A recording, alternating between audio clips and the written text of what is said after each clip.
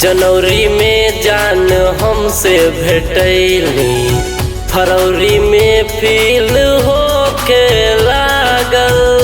जब आइल मार्च के महीना, जब आइल मार्च के महीना, हमरा दिल में मोहब्बत जागल। जनवरी में जान हमसे भेटैली।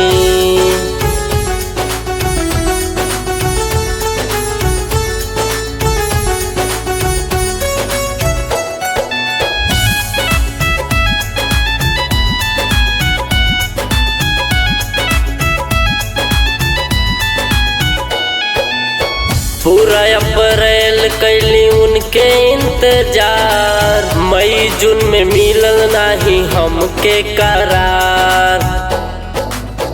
पूरा अप्रैल कैली उनके इंतजार, मई जून में मिलल नाही हमके करार। जुलाई अगस्त भर हमके रखली बना के पागल।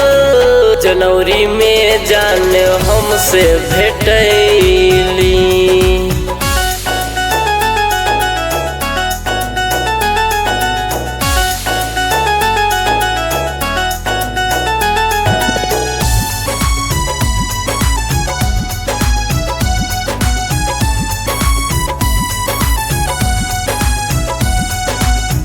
करी जहार अनुराग गैनिया करे, पता कैनी चालत रहे सानी से चाकर।